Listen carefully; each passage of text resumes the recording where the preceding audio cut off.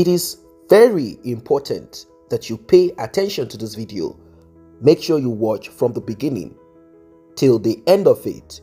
Like and share this video. It's very important. Let it go viral. Subscribe to this channel if you're new here. Let's get right into it. But when you look at these numbers, I mean, frankly, if every single person that comes from Nigeria as a student is then allowed to bring a dependent relative, it's a bit of a joke, isn't it? I wouldn't say that. I think you have to understand where these people are coming from. Imagine leaving your country, your home country, your whole family. You're coming to a new country in, a search of better education, better jobs, a better lifestyle. You can't just leave everyone there. You also want to bring people in there so they can also develop in that country as well. And being somebody who was a product of that, because when I came many, many years ago, my dad came as a doctor, as a surgeon, to come work here in the NHS. At that point, myself and my siblings, we were dependents. We were young. We couldn't work. We were just living at the time. We didn't have citizenship. We had to wait and get our British passports. And then we were able to go through the system. And I was able to school here, go to medical school here.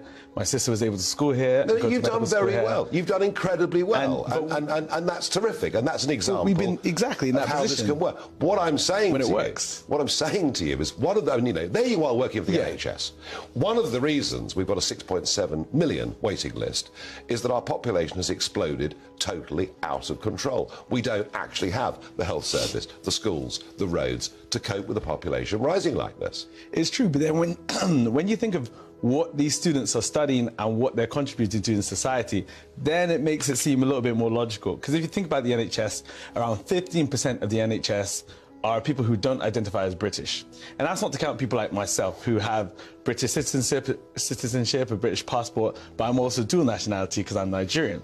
So then you think about this, in London, 27% of people working in the NHS aren't British, and Nigerians are the third most populated country from outside the EU that come and actually drive the NHS workforce. So we're saying the poor countries will strip out your talent, will take away your nurses and doctors. They're probably more needed there, aren't they?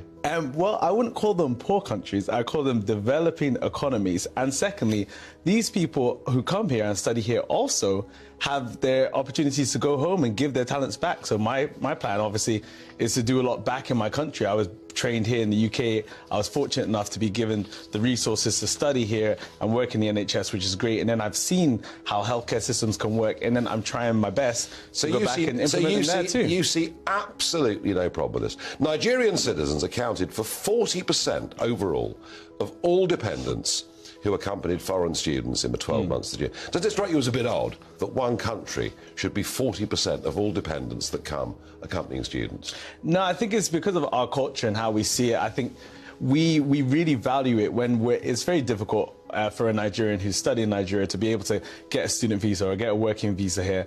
And when we do, we want to obviously make the best of it, and that's providing a better life for yourself and your family, and thinking that your family can go through a system with the kids who have grown up here and develop and possibly give back to our country if we can. Well, it's not real. It's not like they need the degrees.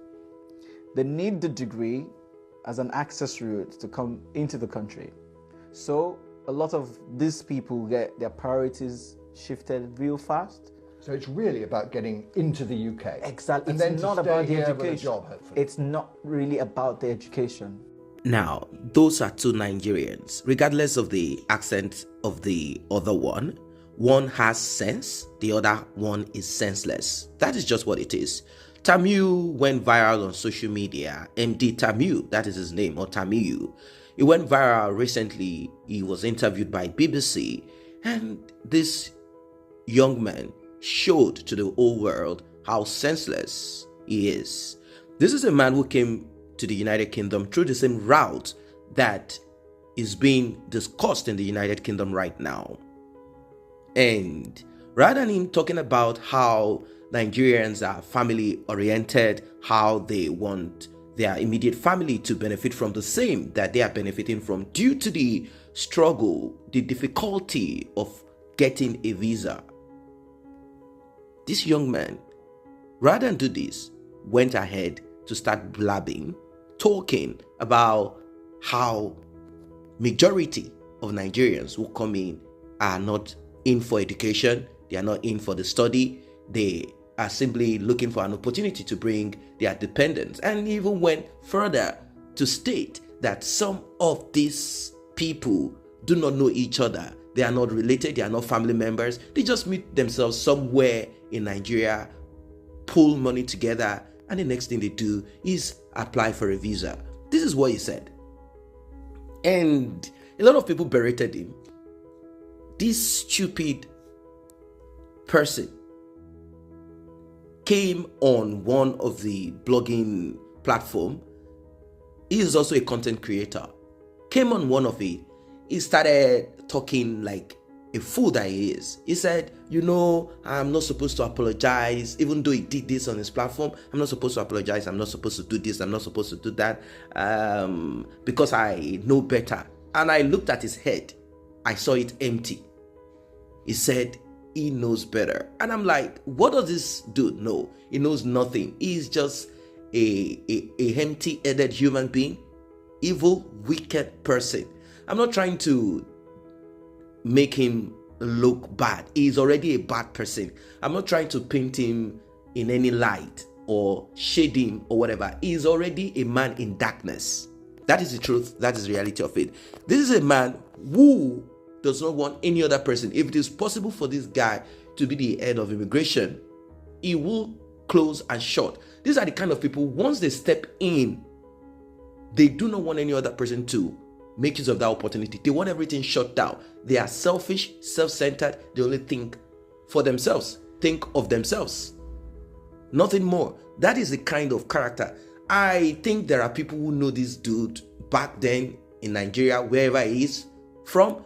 They can come to the comment section. If you know this Emdee Tiamiyu and you're watching this video, can you tell us, if you're a classmate, schoolmate, you know him back in those years, what kind of family is he from? What kind of character have you seen displayed by this person? Because he would never have spoken in this manner. And if you watch his body language, aside someone saying something that they do not really want to say, watch their body language. He was so emphatic. He put all of his body, his emotions and everything into it to show that he really meant what he is saying to the world. He cared less. These are the kind of people like that. He cared less about, are you not thinking that he knows that this will be heard on national TV everywhere in the world? He knows that this is BBC. This wasn't a personal discussion where you hear your own personal opinion with the other person, like, you know what, I don't think majority. That's a different thing. You see, this guy said it right with loads of camera in front of him. He wanted the world to see.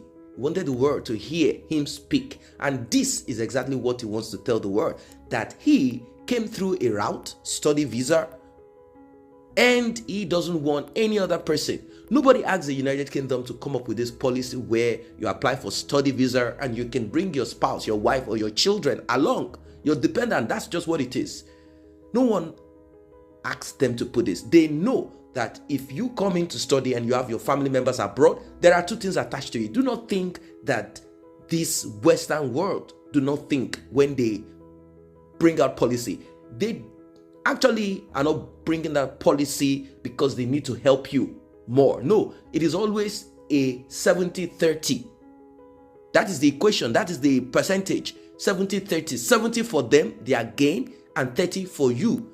I'll break it down for those who do not understand what I'm saying. You see, when you step in as a student, either young, middle age, or whatever age, PhD, the highest, once you step in by yourself, without your family with you, either a male or a female, there is a possibility that whatever, in fact, this is just what it is. Whatever you earn, once you've finished paying your bills, could be your accommodation, whatever it is, the rest of the money, most of the times, goes back to Nigeria, goes back to India, wherever you're from. They don't want that money to leave. And who are you sending that money to? Your dependent, your immediate family. Maybe one friend or the other once in a while, but majority of those that get this money, this hard currency, the pounds, are those dependent. They don't want that money to go there. They will tell you the best way to make this work for them and their own economy is to allow you bring them here. Now, those people will come in. You will have to pay for private lessons or school or whatever it is. Don't forget that they are not British citizens yet. You will have to pay for certain medical services. You are going to spend that money in their country. So in a nutshell, they want you to spend that money in their country. And secondly, tax. And let's say you bring your spouse will definitely work. You will pay the tax there. They know what they are doing. They want everything to be in. Then the second part of it is this. Since I've done with the financial aspect of it, their economy, that's what they are protecting. The second part of it is this. After your education over there, they know that there is a possibility of you stepping back to your country. Once you've acquired education, maybe acquired work for a while, a bit, there is a possibility of you returning back to your country. They don't want you to return back to your country. That is where the brain drain thing comes in. They don't want you to return back to your country. They want you to stay put in their country. And they know that one of the ways to make you stay put, to have that community, that small one called nuclear family, is by you bringing your dependent. Once you have your wife, your children, there is a possibility of you spending more time in the UK, get used to that life, the culture, and everything. And Nigeria will just be a vacation spot. Maybe once, some people, maybe once in 3 years. Once. And when you come to Nigeria, you don't want to even spend more than 2 weeks or 1 month. Maximum, that's what you see people in diaspora spend. 1 month. After 30 days, they begin to say, no, I need to go back. I cannot stay here anymore. Even if they've built big mansion, a big house, they want to return back. That's the reason why they brought in that policy. But now, with the Brexit cutting off from the EU, they are finding it hard. Life is becoming strenuous. Quality of life is very low in the UK now. Talk about food, talk about as low as a bag of tea. The color is light compared to the rest of the European Union, compared to other countries. So they decided to isolate themselves, hoping that they were going to get back that their old glory that has been lost. They thought they could get it back by cutting off from the EU. But look at what has happened. They've lost medical practitioners. They are begging, looking for ways of getting doctors and nurses, medical practitioners from India, from Africa. That's why Nigerians, you saw a lot of doctors on the queue ready to move to the United Kingdom. They lost all of these opportunities because the European Union moved out of their country and say, manage yourself, do whatever you want to do. A lot of things went wrong. They are not ready yet. They are not even balanced yet at all. So things are just difficult for them in the UK. That's just the truth and the reality of everything. So they've looked at it. They are like, you know what? Let us reduce the burden. How do we do this? Come in to study, please. We don't mind if you want to send few dollars, pounds to your family in Nigeria or wherever it is. At least this is the policy that they are coming up with so as to balance up whatever it is, inflation and the economy downturn in the United Kingdom. A lot of things are wrong in the United Kingdom. That's just what it is. And it is no longer united anymore. They are no longer Great Britain anymore. They are not great in any way anymore. Things are no longer the same. Things have changed. So they are trying to cut down, bring in policies to see. At times it could be like experimental. They try to come up with it like, okay, no, let's do this and that. And they have only left the PhD student. PhD can bring in their dependents because they know those are most of them are on scholarship, although degrees could also be on scholarship, but majority of them are on government or some private funded scholarship, and they are not much compared to first degrees or second degrees. They are not much. So that's the reason why they've decided to come up with all of this. I don't know what your thoughts are as regards these two individuals that you've listened to.